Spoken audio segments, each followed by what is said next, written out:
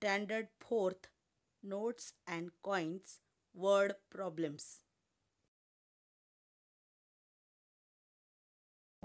Into notes and coins.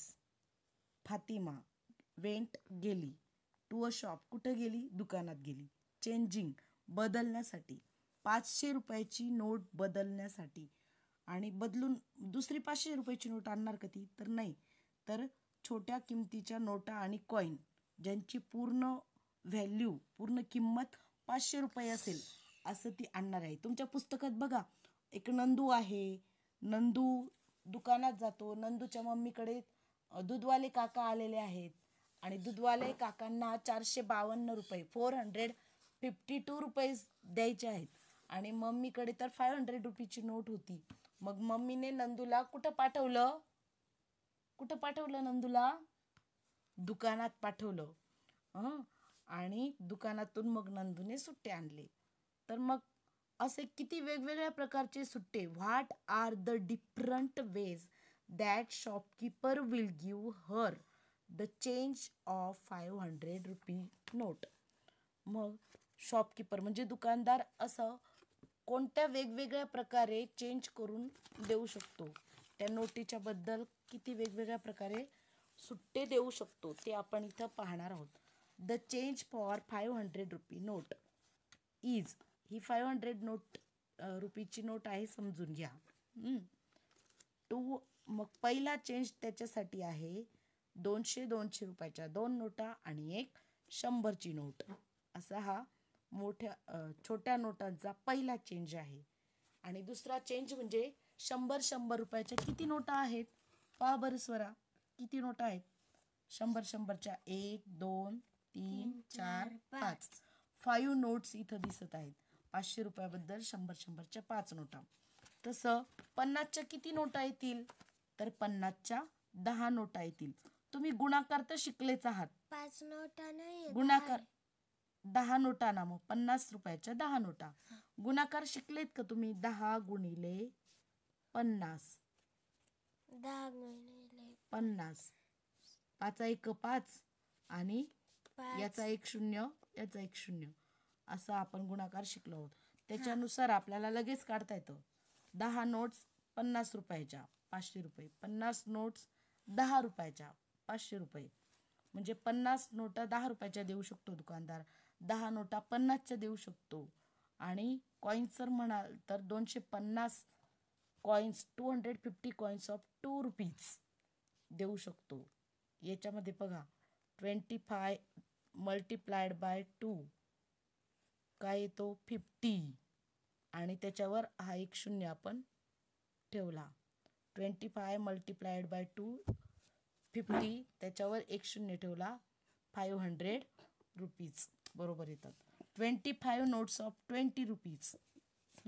20 रुपीजच्या किती येतील?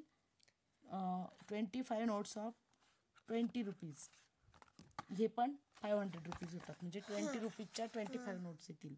100 notes of 5 rupees किंवा 5 रुपीजच्या कॉईनच्या 5 रुपी कॉईन किती येतील? 100 येतील.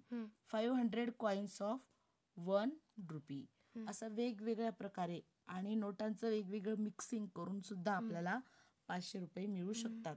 इथे आपण नोटांचं मिक्सिंग केलेलं नाही.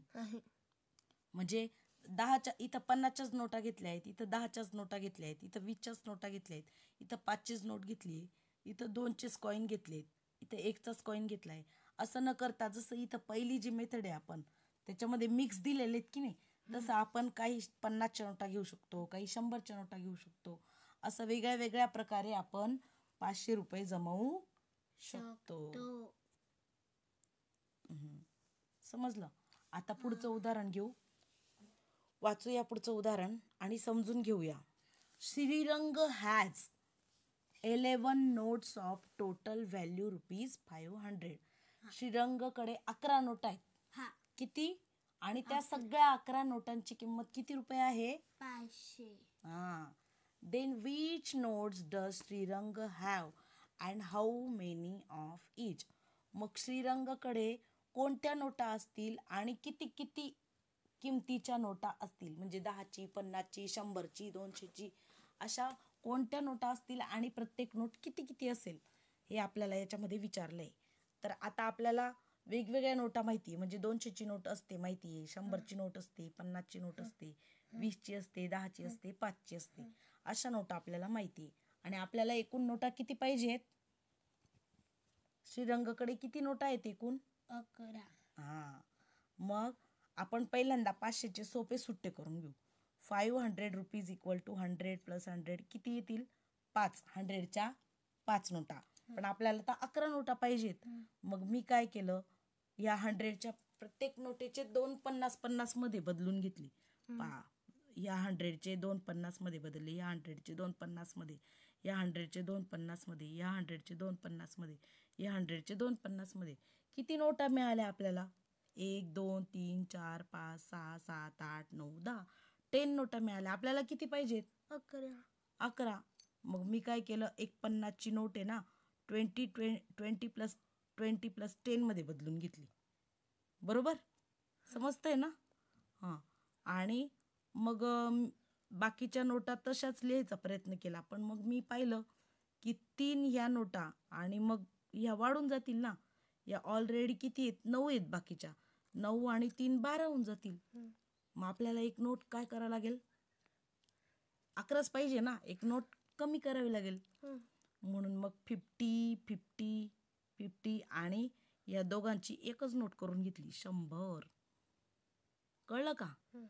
मग आपल्याकडे आता किती नोटा झाल्या बघू. 1 2 3 4 5 6 7 8 9 10 11. केलं की नाही 11 नोटा?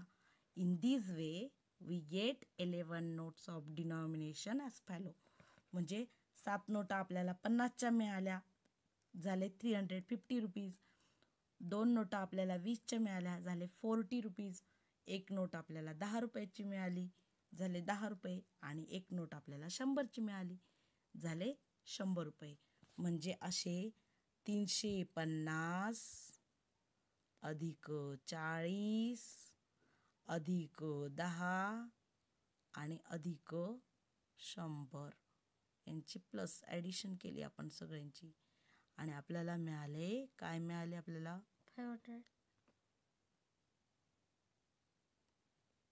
500 रुपीज मिळाले. समजलं कसं काढलं डिनॉमिनेशन? कळलं?